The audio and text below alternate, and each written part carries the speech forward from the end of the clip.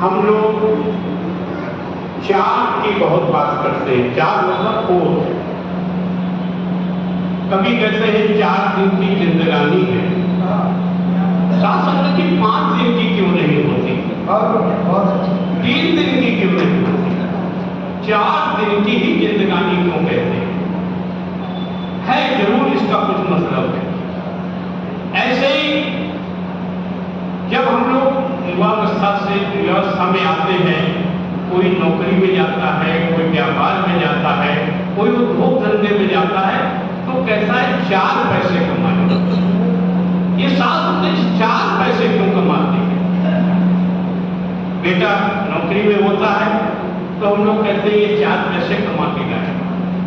साथ में कि 5 पैसे क्यों नहीं कमाता या 3 पैसे क्यों नहीं कमाता? क्या 3 में कम हो जाएगा या 5 में बढ़ जाएगा?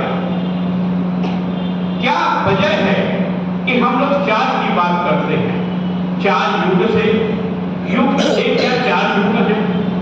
अब 4 युगों में तो ठीक है, समझ में आ गया कि सतयुग में दानव और देवता अलग अलग रहते थे।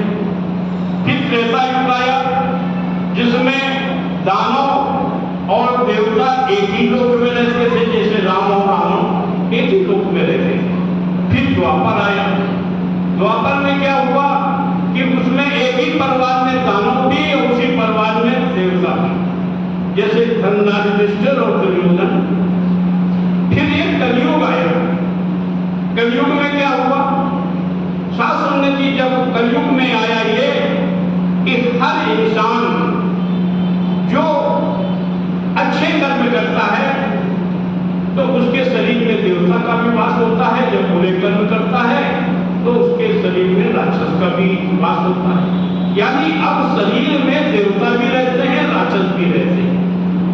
अब मैं अपनी बात पे आता हूं कि ये 4 पैसे की क्या बात है? 4 ही पैसे क्यों कमाए जाते हैं या 4 पैसे को ही अच्छा क्यों माना जाता है?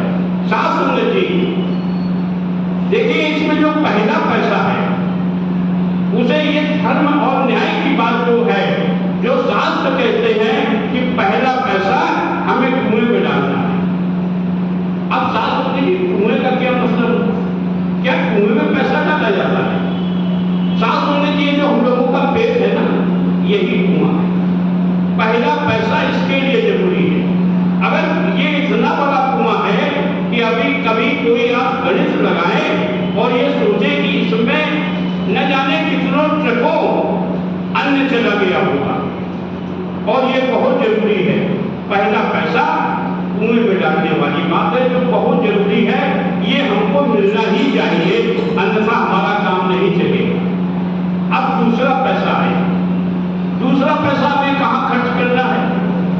हमें दूसरा पैसा अपने माता पिता के प्रति कर्ज निभा के करना है। अगर हम दूसरा पैसा मेरे पास है तो हमें उसे उनकी बीमारी में, उनकी सेवा में, उसमें खर्च करना है। इसके लिए हमें दूसरे पैसे की जरूरत है।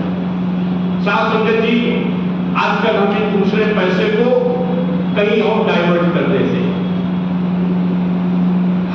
हर इंसान ऐसा नहीं है, लेकिन कभी कभी जब दास मोबाइल पे देखता है कि वृद्धाश्रम चल रहे हैं और माँ बाप को लोग घर से निकाल देते हैं, वृद्धाश्रम में छोड़ देते हैं, तब हम इस दूसरे पैसे का दुरुपयोग करते हैं।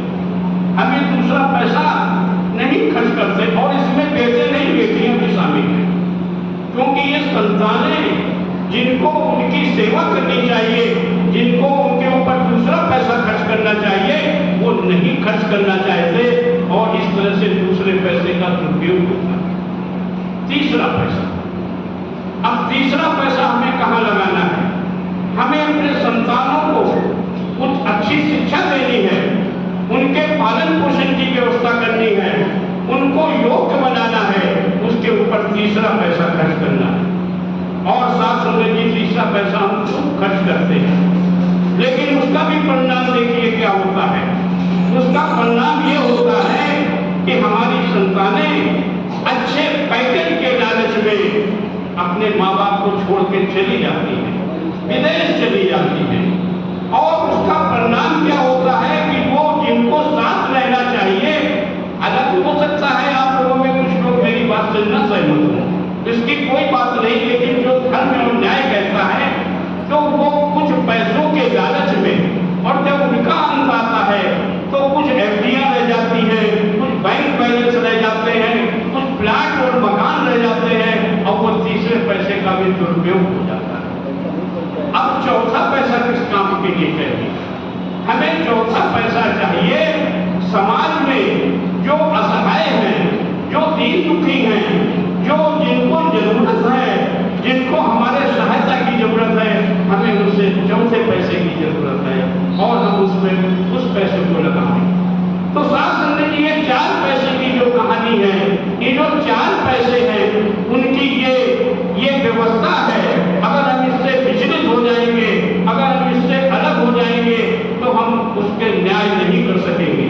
हम अपने सदगुरु से विनती करते हैं कि सदगुरु हम लोगों को 4 ही पैसे दीजिए, 5वां नहीं दीजिए, लेकिन 3 भी न दीजिए, इससे सारी व्यवस्था चलती रहे, और हम अभी बात हो रही थी नियमों की, तो हम आपके बताए रास्ते पर चले, जिससे